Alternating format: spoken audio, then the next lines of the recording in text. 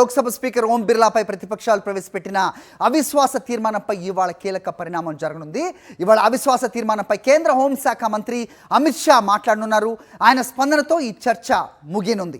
ఈ తీర్మానంపై నిన్న సభలో చర్చ వాడివేడిగా జరిగింది. విపక్షాల అవిశ్వాస అస్త్రానికి అధికార పక్షం కూడా ధీటుగా బదిలిచ్చింది. స్పీకర్ ఓం బిర్లాకు సంపూర్ణ మద్దతు ప్రకటించింది. అయితే విపక్షాలు మాత్రం ఓం బిర్లా ఏకపక్షంగా వ్యవహరించారని, ప్రతిపక్ష నేతను మాట్లాడనివ్వటం లేదని మండిపడ్డారు. ఈ క్రమంలో ఇవాళ అవిశ్వాస తీర్మానంపై అమిత్ షా ఎలా స్పందిస్తారో అన్న ఆసక్తి నెలకొంది. రైట్, ఇదే అంశంపై అప్డేట్స్ మా కరెస్పాండెంట్ వెంకటేష్ ఇస్తారు ఢిల్లీ నుంచి. వెంకటేష్, చెప్పండి, ఇవాళ కేంద్ర హోంమంత్రి అమిత్ షా మాట్లాడనున్నట్టుగా తెలుస్తుంది పార్లమెంట్లో. దీంతో చర్చ ముగింపు దశకు చేరుతుంది. రైట్, సో నిన్న మనం చూసాం వాడివేడిగా చర్చ జరిగిన అంశం మనం చూసాం. అఫ్కోర్స్ నెంబర్స్ చూస్తే కనుక ఇది వీడిపోయే పరిస్థితి ఉంటుందని అందరికీ తెలిసిన విషయమే. కానీ ఏ రకపు ఎంతవరకు ఈ డెసెంట్ ఏదైతే ఉందో స్పీకర్పై అది వ్యక్తం చేయగలిగే విపక్షాలు, అధికార పక్షం కూడా చాలా ధీటుగా బదిలించిన అంశం కూడా మనం చూసాం. ఏంటి మీదకి ఇన్పుట్స్? ఈరోజు స్పీకర్పై ప్రవేశపెట్టిన అవిశ్వాస తీర్మానం పైన ఓటింగ్ జరగబోతుంది. కేంద్ర ప్రభుత్వం తరఫున హోంమంత్రి అమిత్ షా దీనిపైన సమాధానం చెప్పబోతున్నారు. ఇప్పటికే కాంగ్రెస్ పార్టీ నుంచి ప్రియాంక గాంధీ సహా పలువురు ఎంపీలు ఈ అంశంపైన మాట్లాడారు. పూర్తిగా రాజ్యాంగ సంస్థలన్నిటిని కూడా కేంద్ర ప్రభుత్వం నిర్వీర్యం చేస్తుంది. తమ స్వార్థానికి, తమ రాజకీయ ప్రయోజనాలకు ఎన్నికల సంఘాన్ని, ఇతర సంస్థలన్నిటిని కూడా దుర్వినియోగం చేస్తుందని ప్రధానంగా కాంగ్రెస్ పార్టీ సహా అనేక విపక్షాలను కూడా ఆరోపణలు గుప్పించినటువంటి పరిస్థితి.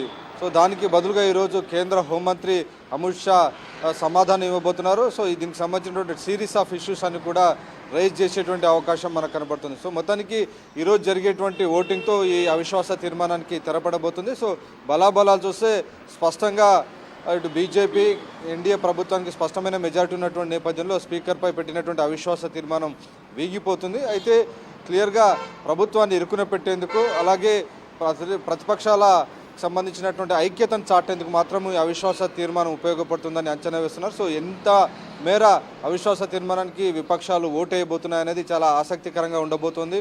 ఇప్పటికే 5 రాష్ట్రాల ఎన్నికలకు సంబంధించినటువంటి సన్నాహాలు జరుగుతున్నటువంటి నేపథ్యంలో విపక్ష పాలిత రాష్ట్రాలైనటువంటి తమిళనాడు కానీ, వెస్ట్ బెంగాల్కి సంబంధించినటువంటి అనేక అంశాలను కూడా ఈ స్పీకర్పై అవిశ్వాస తీర్మానం చర్చలో అనేక అంశాలను ప్రస్తావించినటువంటి సందర్భం మనం చూస్తున్నాం. అలాగే తృణమూల్ కాంగ్రెస్ పార్టీ కూడా ఒక అడుగు ముందుకేసి చీఫ్ ఎలక్షన్ కమిషనర్ పైన కూడా అవిశ్వాస తీర్మానం తీసుకొచ్చేందుకు సన్నాహాలు చేస్తున్నటువంటి పరిస్థితి. సో మొత్తానికి ఈ సమావేశాలన్నీ కూడా చాలా ఇంటెన్సిఫైగా, ఖచ్చితంగా రాష్ట్రాలకు సంబంధించినటువంటి అంశాలను డామినేట్ చేసే విధంగా చర్చలు ఉండేటువంటి అవకాశాలు మనకు కనబడుతున్నాయి. హరి రైట్, తృణమూల్ అధినేత్రి మమతా బెనర్జీ సో ఈ అవిశ్వాస తీర్మానానికి తాము సపరేట్గా మేము ఇస్తాము, అవిశ్వాస తీర్మానం ప్రవేశపెడతామని చెప్పిన నేపథ్యంలో దానిపై ఏదైనా వ్యాఖ్య ఉండే అవకాశం ఉందా? ఖచ్చితంగా తృణమూల్ కాంగ్రెస్ పార్టీ మొదట్లో స్పీకర్పై అవిశ్వాస తీర్మానంపై ప్రవేశపెట్టిన నోటీస్ పైన తృణమూల్ కాంగ్రెస్ పార్టీ ఎంపీలు ఎవరు కూడా సంతకాలు చేయలేదు. ఆ తర్వాత వాళ్ళు మనసు మార్చుకొని ఈ అవిశ్వాస తీర్మానానికి మద్దతు ఇస్తున్నట్టు ప్రకటించారు.